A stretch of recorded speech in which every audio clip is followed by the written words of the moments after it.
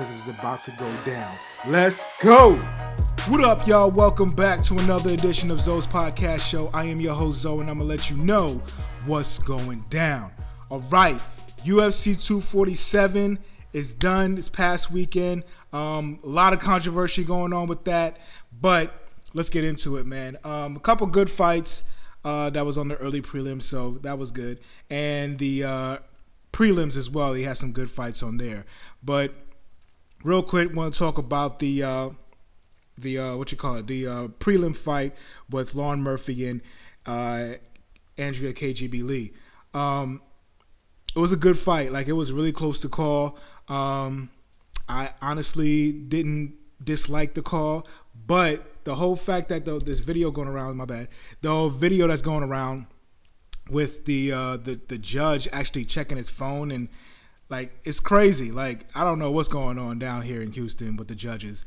But that was crazy. So, you know, you never know. Maybe if they would have looked up and saw what was going on in the fight at that time, or when he was checking his phone or something like that, you know, you never know. It could be an emergency. You never know what's going on with those things. But maybe if he would have looked up, he would have saw something differently. But it was only one judge, but still, one judge can make a difference out of the whole thing. I think it was a split decision on ours too. But that was a really good fight, man. I thought that was gonna win some money on that fight. You got Tevin Gills versus James Krause. Really good fight. Big up to James Krause, man, for coming in a day before the fight. Was it 24 hours? And he put up that kind of a performance. Real good, man. Shout outs to James Krause. I mean, you had the knockouts with Williams. Shout outs to him. Love the last name because it's my same last name. And Batista got the knockout in the second round as well. 27-second knockout for Williams. It was awesome, man. Of course, you had the knockout in the early prelims as well. But let's go on to the main card, man. I'm just gonna start off with the main event. I'll start off there because let's get that out the way. Jon Jones versus Dominic Reyes. Okay, so a lot of people is talking about robbery. A lot of people is talking about, you know, they got Reyes winning the fight. They got, some people say they got Jon Jones winning the fight. I was one of those people who say I got Jon Jones winning the fight. Of course, you got rounds 1 and 2 for Reyes and round 4 and 5 for Jon.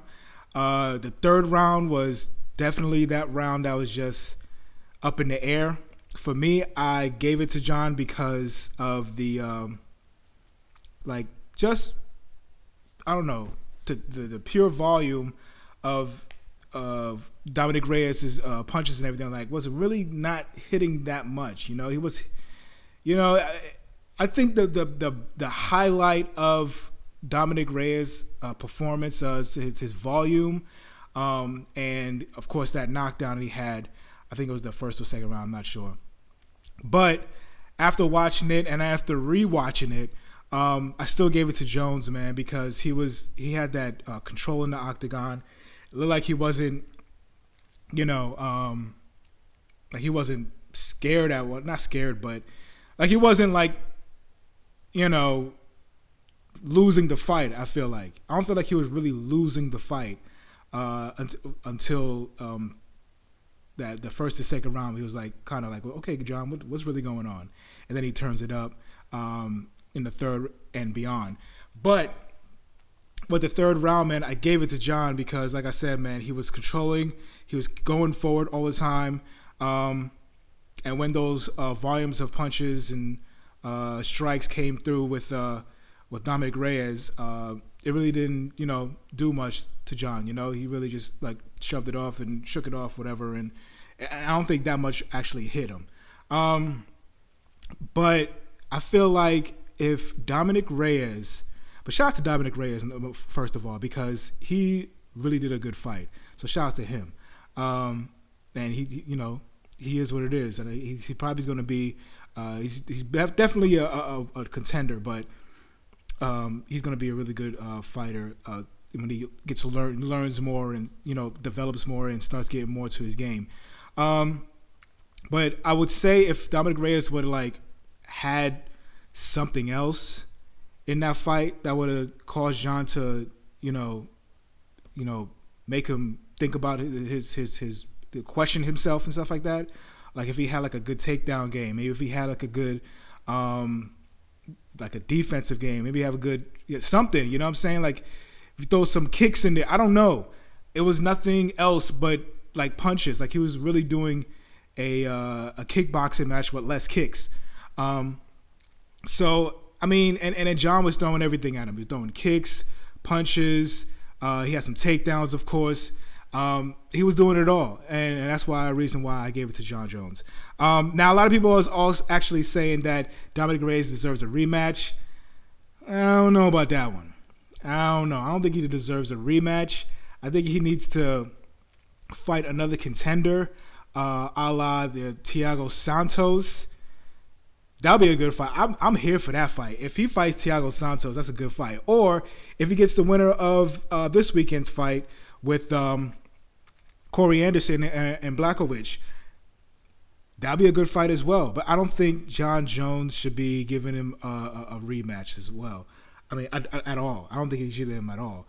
I think he won, and I think that's it. Now, that one of the judges gave Jon Jones 4-1. I think that was kind of crazy because I don't think Jon won 4-1. I think he the best 3-2, right? But yeah, so that's going on. Dominic Reyes is calling for the rematch. Of course, he thinks he got robbed, which I don't think he got robbed at all. It was a close fight. It was a really close fight, so I don't say it as a robbery. But Dominic Reyes really wants that rematch. Now, for Jon Jones, I don't think here's the thing. I'm going to describe this real quick. Here's the thing. With Jon Jones, and I think I heard this on Twitter somehow. I think somebody was talking about it on SoundCloud or something like that. Somebody put their SoundCloud video on there. And I just wanted to talk about that real quick. I think Jon Jones wasn't really at the top Jon Jones position that he's in.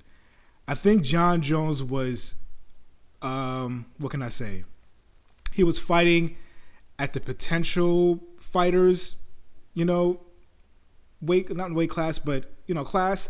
So I really feel like he was fighting down his class. I don't think he was basically doing top-notch things. I don't think he was,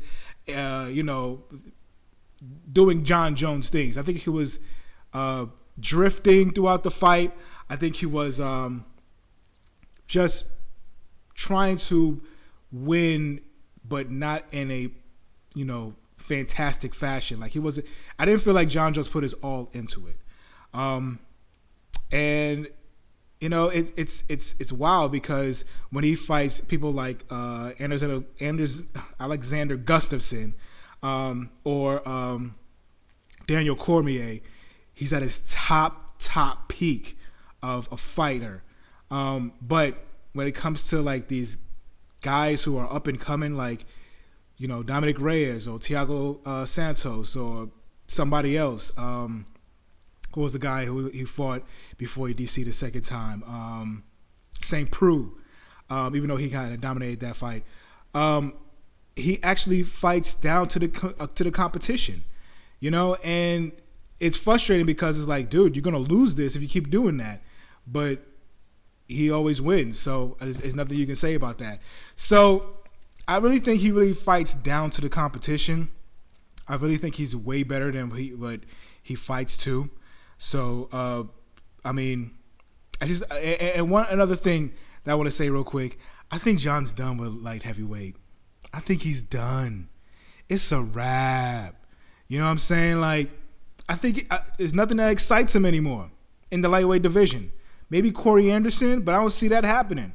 I did see it happening before the fight went down, but at this point, I don't see Jon Jones coming back to light heavyweight, man. I see him going to heavyweight, waiting to see what's going to happen with the Stipe and DC fight, if that trilogy is going to happen, or is he going to get the fight with DC? We'll see about that. But I think with light heavyweight, I think he's done.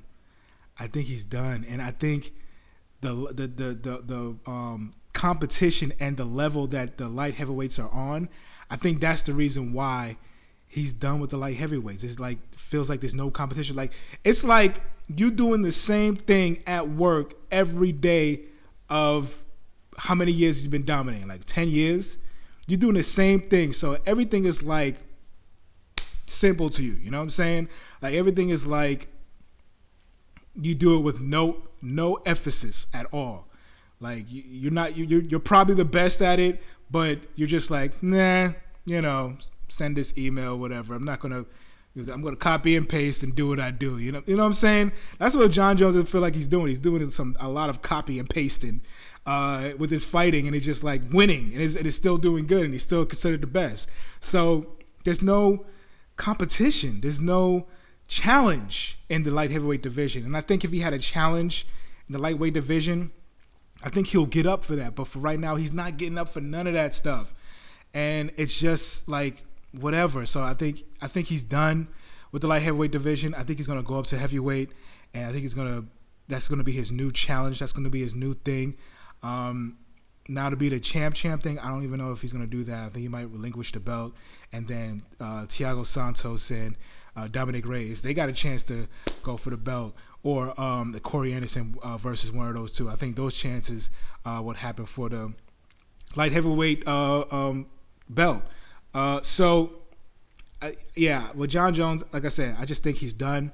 I think he's just over the light heavyweight division. It's not because of weight, because he easily makes the weight. It's not nutrition, it's not anything, but I just did this whole thing for 10 years. I dominated. I'm one of the best, if not the best, in the lightweight division.